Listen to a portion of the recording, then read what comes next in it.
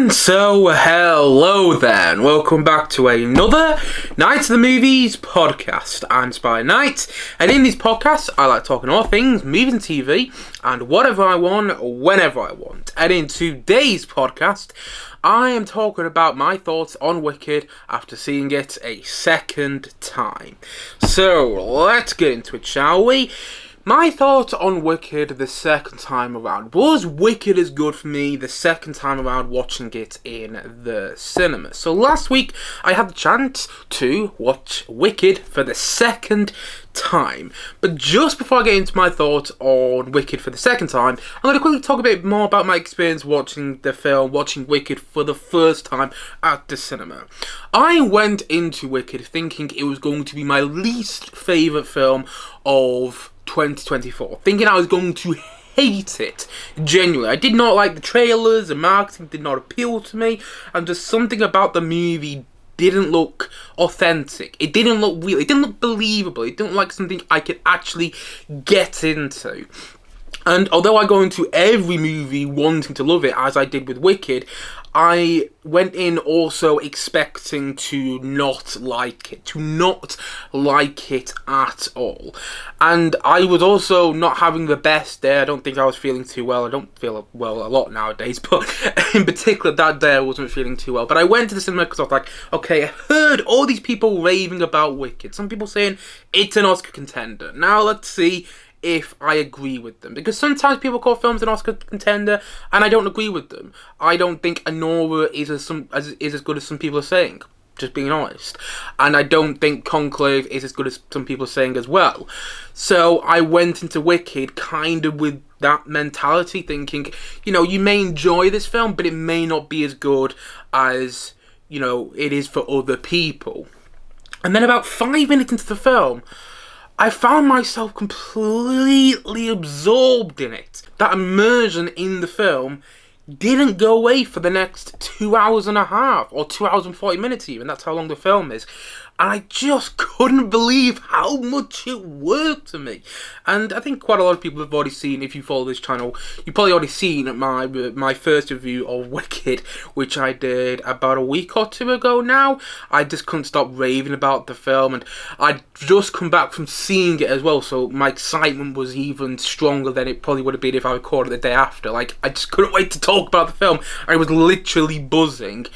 And now, after I've seen the film twice, and after I've had a couple of days to stomach it, I wanted to see if I still felt the same way. If it was still my favourite film of the year, or if actually the first time around it worked to me on a level that it didn't the second time around. Like, I don't know if that happens to anyone else, where you watch a film the first time around, you absolutely love it, and then you go to watch it again, and it's like, okay, it's still good, but you can see the problems with it, and it didn't work for you the second time around as it did the first time around. It didn't work for you the same way. And sometimes it happens with me with movies. Sometimes I go watch the film a second time, and I'm like, yeah, it didn't work for me as much as it did the first time around.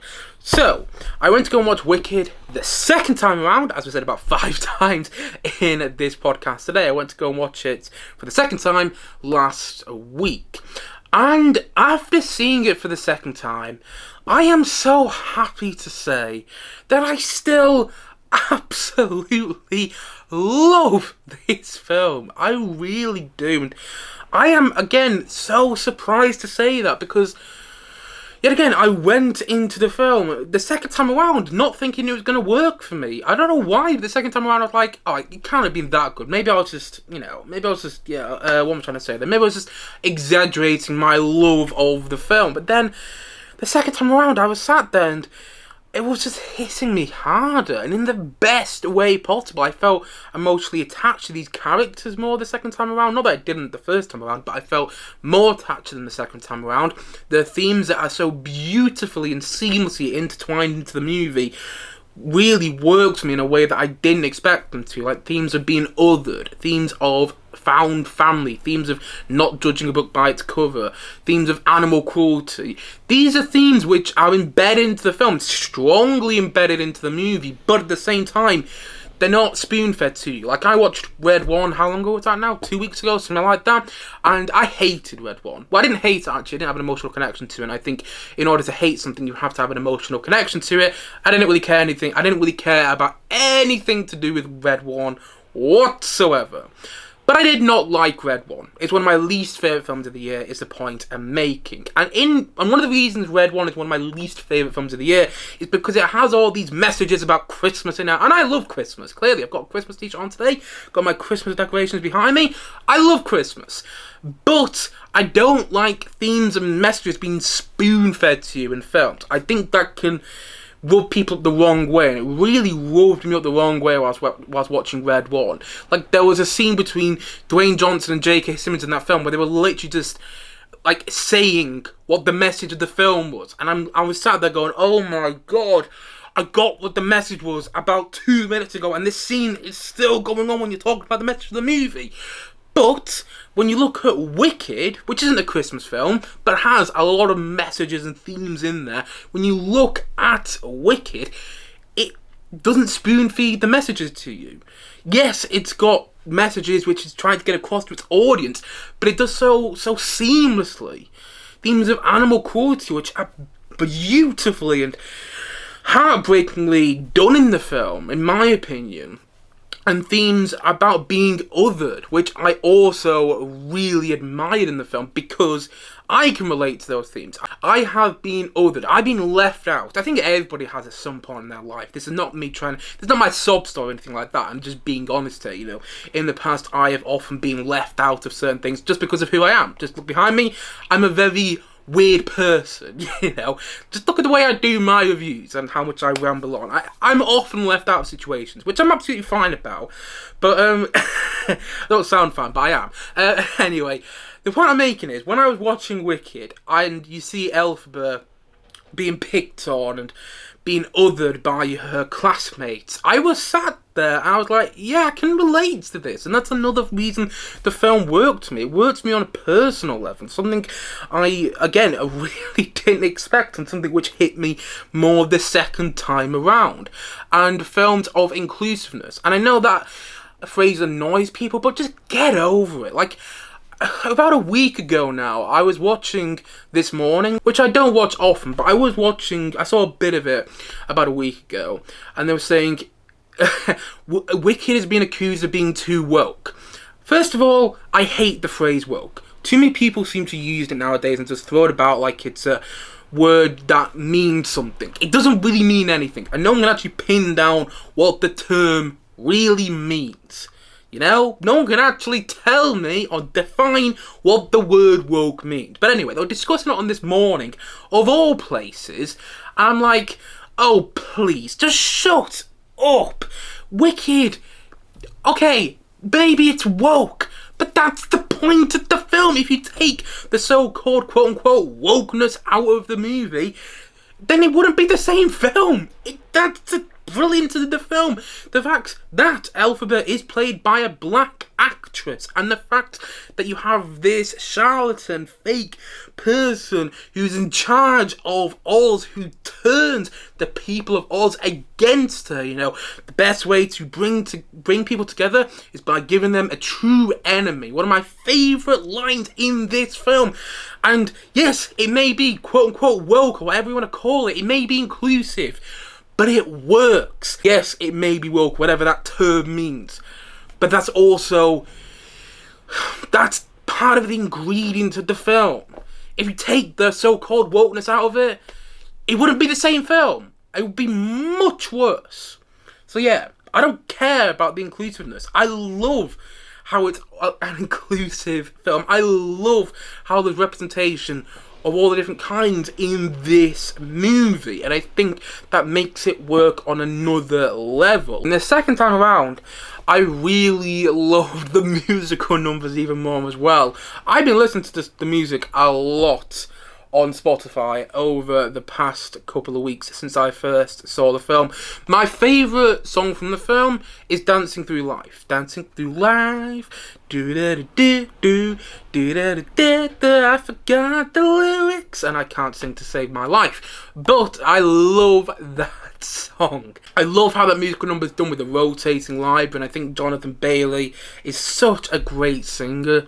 And I love his character in the film.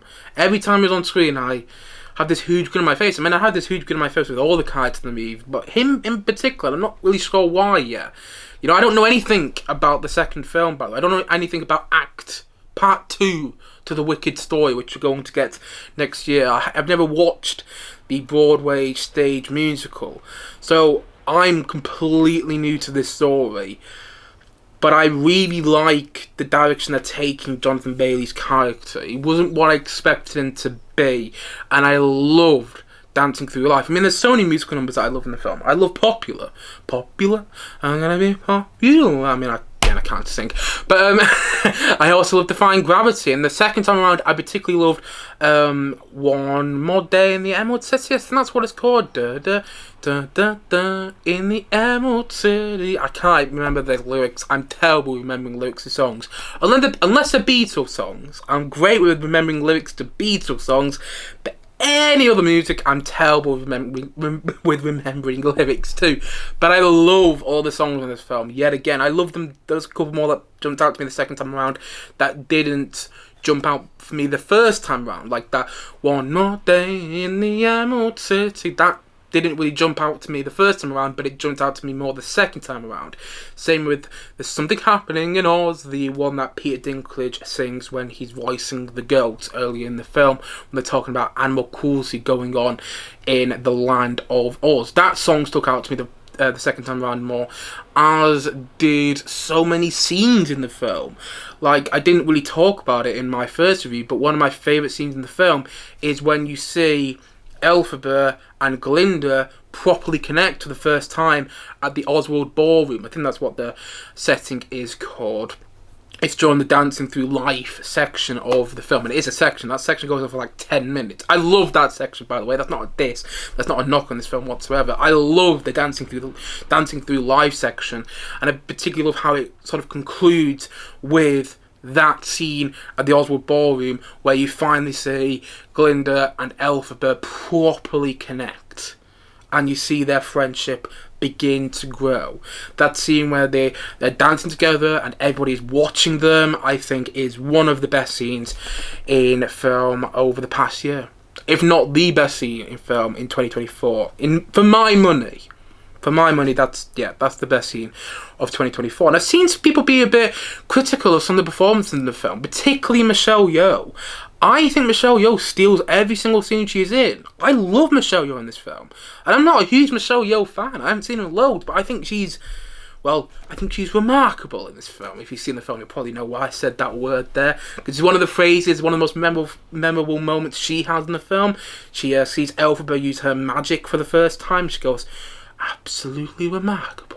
And so that's why I said I thought she was remarkable in the film, because I did. It's a little play on what happened in the film. It doesn't really work when I have to explain it. But anyway, you get the point I'm making. I thought Michelle Yeoh was great in the film, and I've heard some people say as well that they thought Ariana Grande was a standout in the film, and that Cynthia Erivo was good, but not as good as Ariana Grande. I disagree. I think they're both just perfect in the film. I don't think there's a standout between both of them. I think if you take Cynthia Erivo out of the part of Elphaba, doesn't work as well. By the way, when I did my first review, I think a couple of times I called it Alphaba. I don't know why I did that. Anyway, I was editing the review a couple of weeks ago, and I was like, her name's not Alphaba, it's Elphaba. So, little mistake from me there, but, you know, I think Cynthia Erivo is perfect as Elphaba. I think she's a standout in the film, but I also think Ariana Grande is a standout in the film. I am not a fan of Ariana Grande. Nothing against her, I just don't really like her music. Not my cup of tea. That's absolutely fine. But she can clearly sing. However, I didn't know if she can act. I really didn't know if she can act. I know she had some cameos and some things here and there over the past couple of years. I remember in Don't Look Up, but she wasn't in that film loads.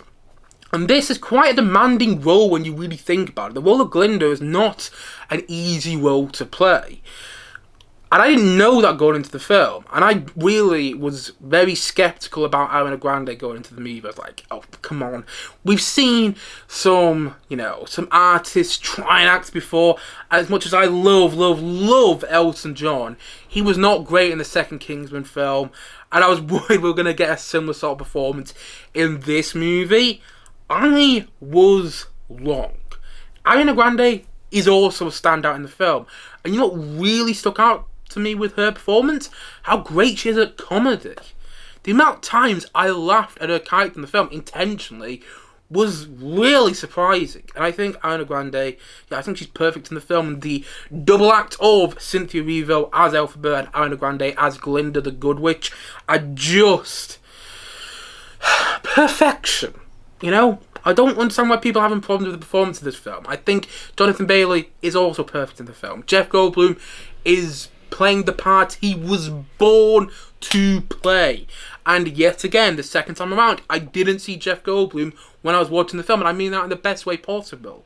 Because often when I watch Jeff Goldblum in films, as much as I love him, I've loved him ever since I saw Jurassic Park for the first time and Independence Day for the first time. You know, as much as I love Jeff Goldblum, sometimes when I watch him in films over the past couple of years, I'm just like, whenever he comes on screen, I'm like, okay, that's Jeff Goldblum, and that's all I could see there. Part of me loves that, but part of me also wanted him to play a character where he sinks into the role more. You know what I mean? And that's what he did in this film. I didn't see him all over again, and I mean that in the best way possible. And the second time around, the set design really stuck out to me. It's like, God, some of this is like old school classic Hollywood musical type filmmaking, and I mean that in the best way possible. I mean, yeah, there's some CGI in there which is noticeable, but it really isn't that noticeable. The CGI is used, I think, where it needs to be. I mean, sure, you could have had the flying monkeys done the same way that they were done in The Wizard of Oz, but I don't know how that would work in a film in a 2024 film. You know, there was somebody in a flying monkey suit. I'm not sure if it would work in a 2024 film. So I understand why they went CGI there. And the CGI didn't bother me the second time around, really. Yes, it's noticeable, but it didn't bother me. The first time around, one of my nitpicks with the film was a scene at the train station which I thought looked fake. Didn't bother me the second time around. I thought there was a surreal nature to that train scene, that scene at the train station, which I actually liked the second time around. I do think some of the CGI, could have been better still, but it didn't bother me the second time around. I'm just trying to find holes with the film now, which tells you how much I like it. You know when you watch a film and you enjoy it, or you love it so much that you try and find holes with it? That's what I'm trying to do with Wicked, and I am struggling.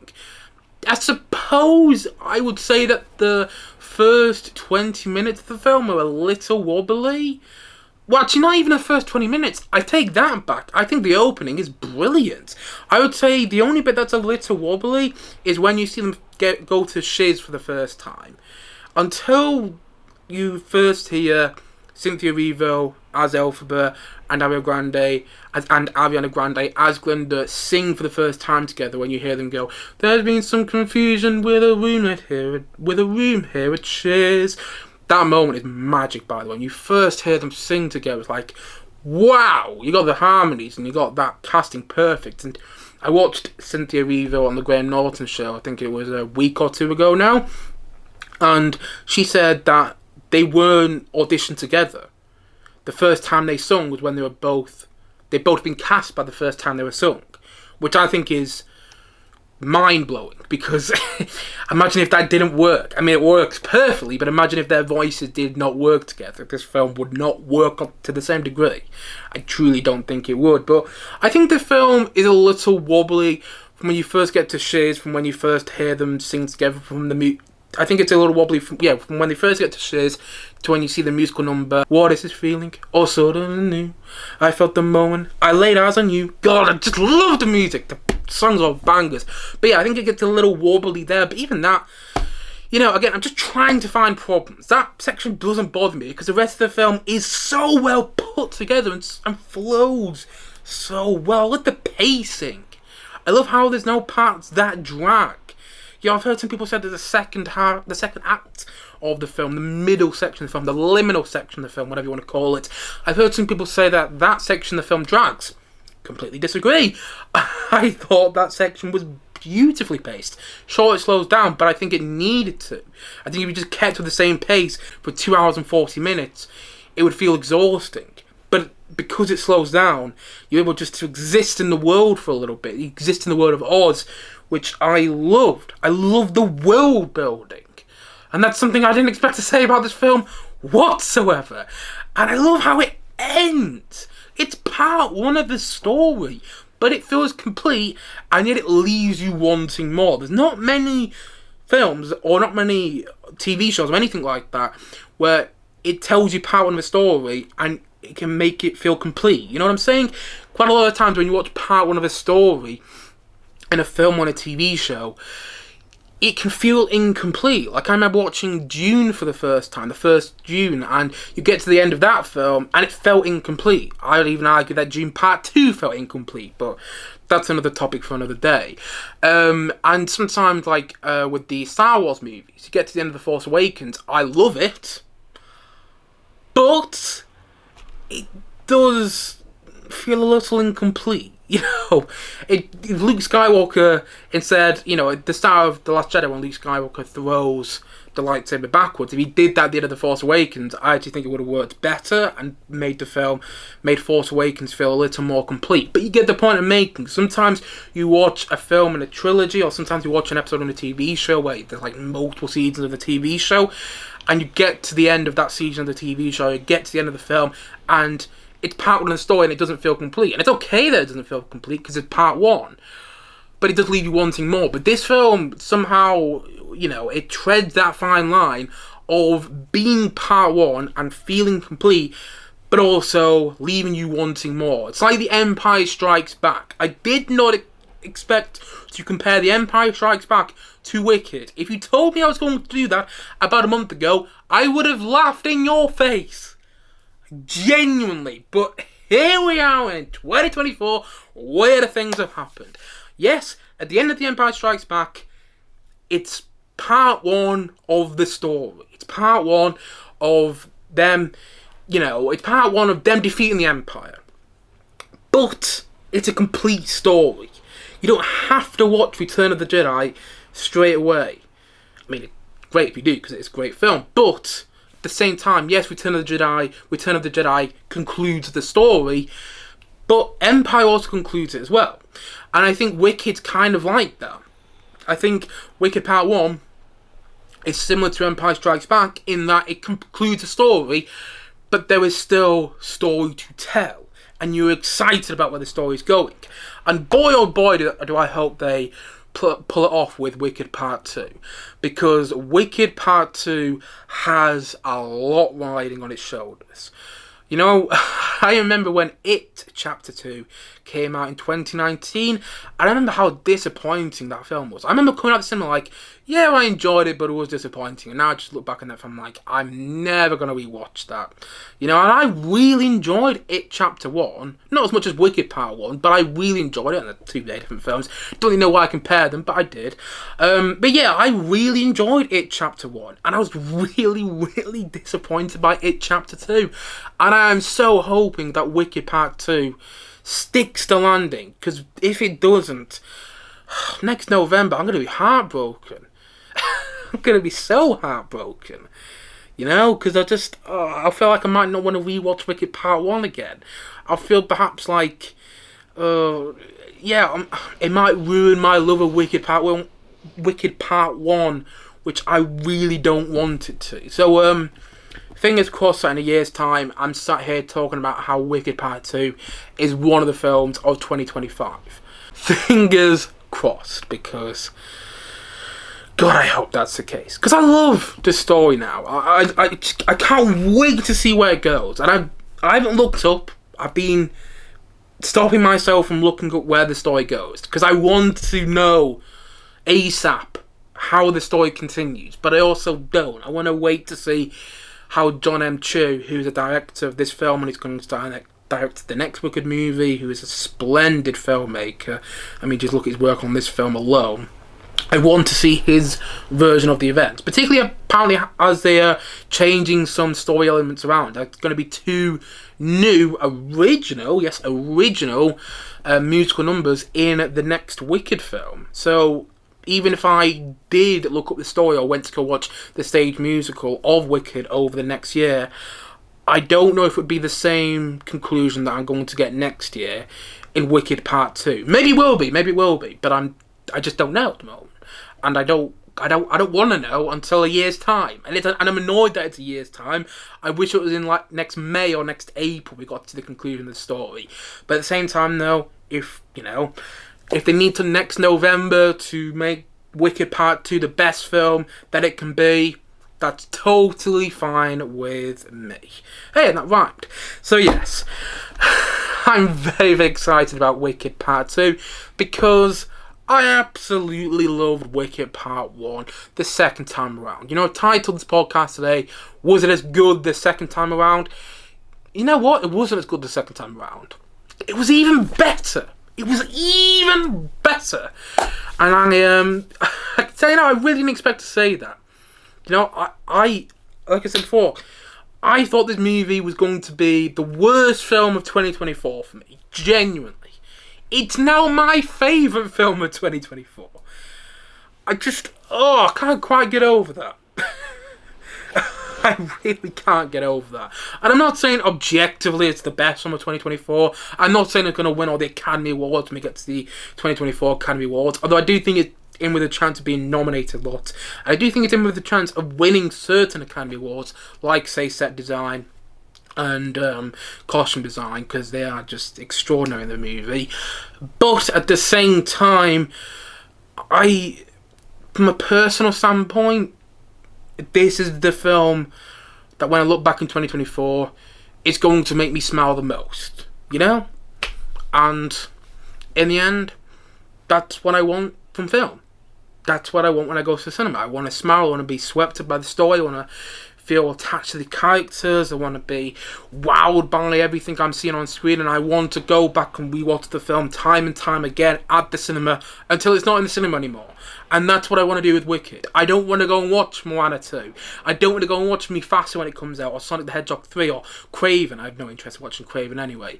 I don't really, but the point I'm making is I don't really want to go and watch any new films in the cinema at the moment because I'm just so in love with Wicked. I just want to go and watch that in the cinema again. And I will go and watch Moana 2 in the cinema. I will go and watch all these other films that are coming out in the cinema right now, or coming out in the cinema over the next month. But at the same time, though, I just want to go watch Wicked again in the cinema.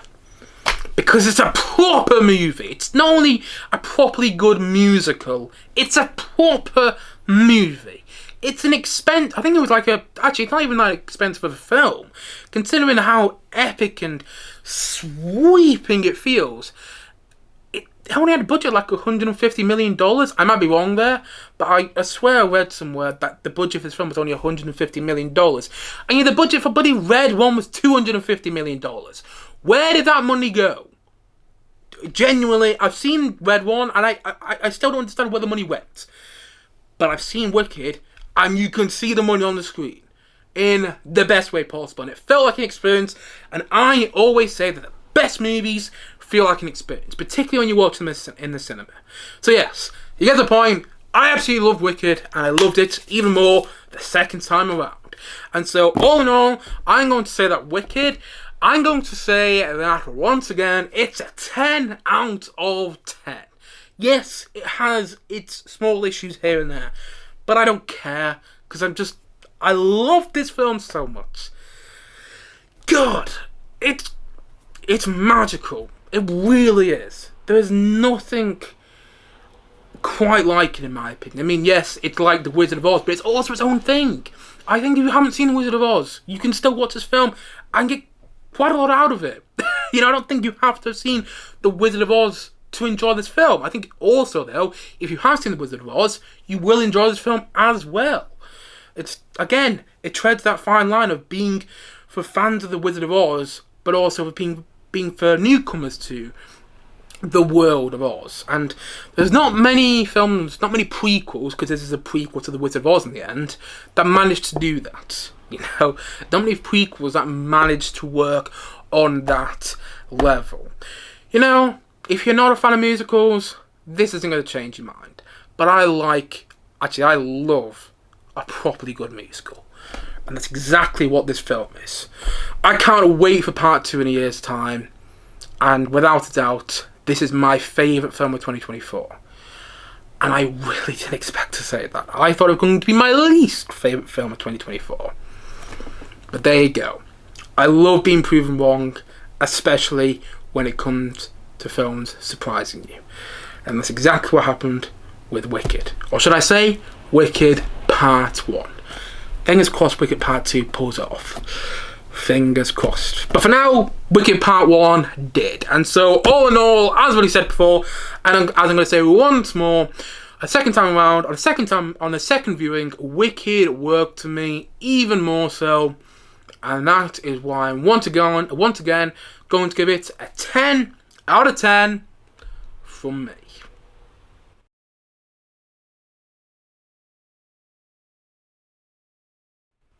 Anyway, guys, that's it for today's podcast. If you have seen Wicked, please let me know your thoughts on it in the comment section below. And as always, thanks for watching or listening to this podcast.